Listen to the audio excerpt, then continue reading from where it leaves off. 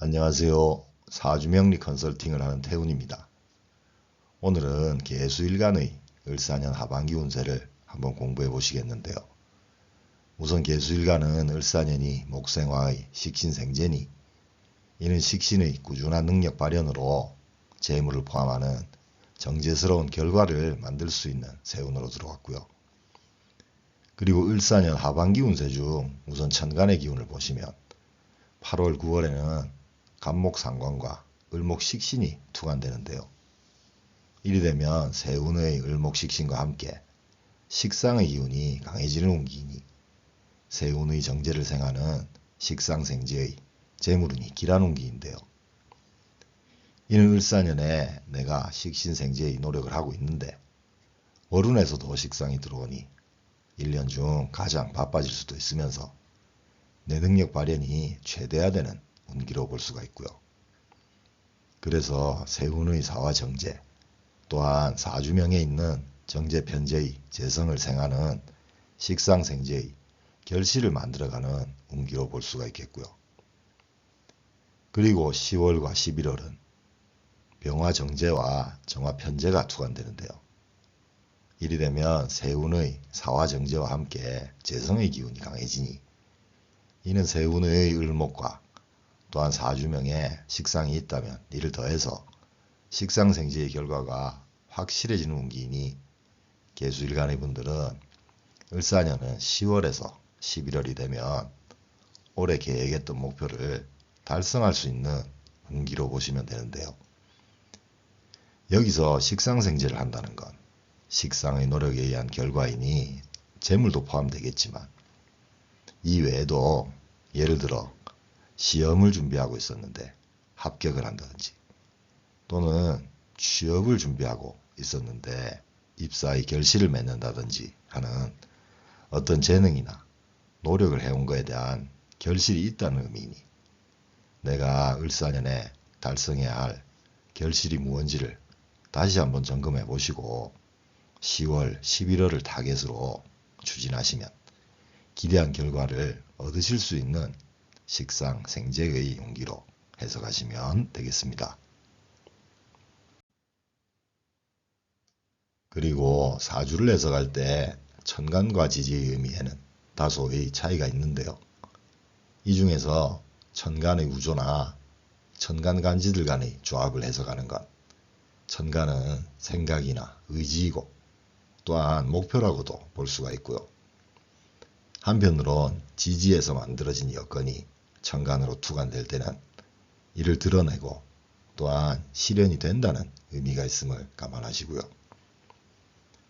그리고 11월이 되면 지지로 해수겁제가 들어오니 이는 해수겁제가 편제를 수국화하게 되는 겁제쟁제의 운기인데요.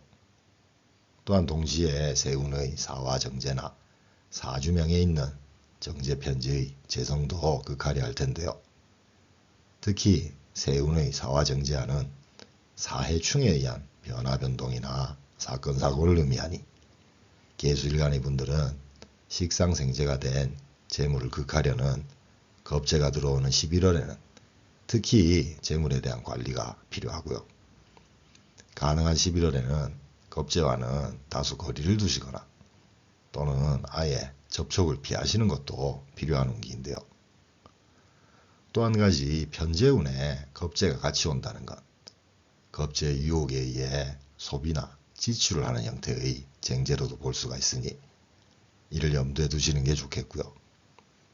이어지는 12월의 비견도 수국화의 쟁제가 가능하니 아무래도 11월부터는 비겁들을 잘 관찰하시고 분별과 관리를 해야 한다고 이해하시면 되겠습니다.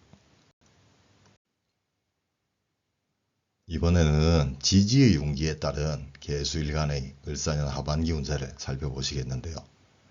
우선 8월은 사화정제와 신금정인 간의 사진형이면서 십성으로는 제극인의 운기인데요.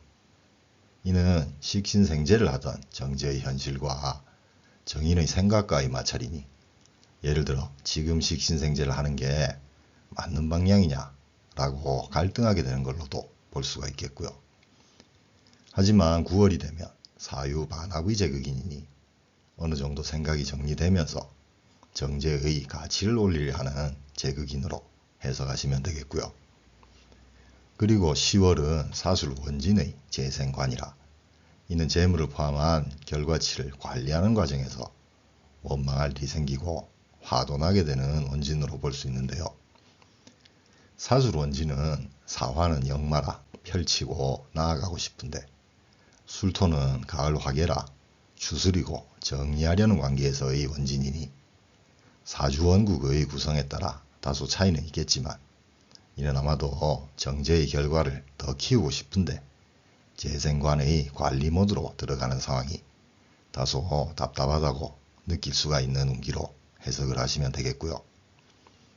그리고 11월은 사해충의 겁재쟁제의 운기이니 이는 운기의 흐름으로 볼 때 그동안 식상생재한 재물을 겁재가 쟁제하려는 거로 볼 수 있으니 겁재 유혹이나 제한 등을 거절하시는 게 맞겠고요.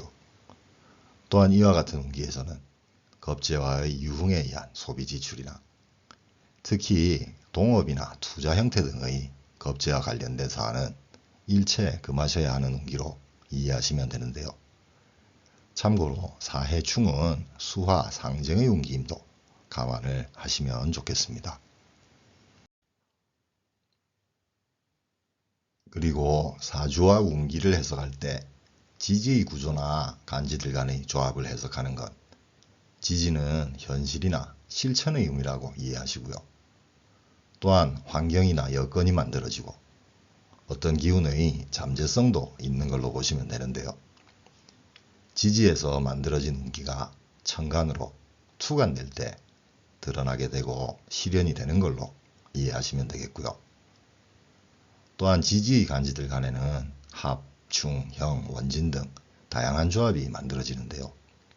이때 각 간지들의 십성의 의미에 대해 해석을 하시면서 간지들 간의 관계성을 함께 보셔야 사주원국과 대운세운에 대한 해석이 정확해짐을 참조하시고요. 그리고 개수일간에게 내년 2026년 병오년은 병화정제와 오화편제의 재성운기로 들어오는데요.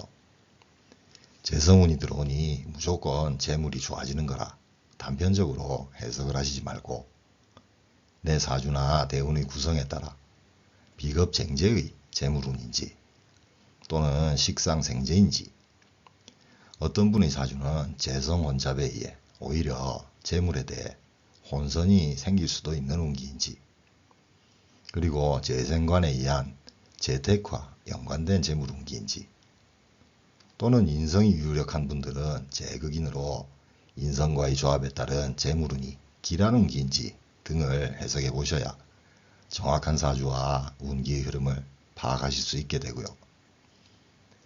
마지막으로 과거에는 사주 해석의 중심을 관과 인성, 즉 관인에 두었다면 현대적인 사주 해석은 정제, 편제의 재성의 중심을 두고 간지들과 십성의 구조나 조합에 대해 해석을 해야 현실의 상황과 부합하는 정확한 사주 해석이 된다는 점을 조언드리고 싶습니다. 오늘도 영상을 시청해 주셔서 감사합니다.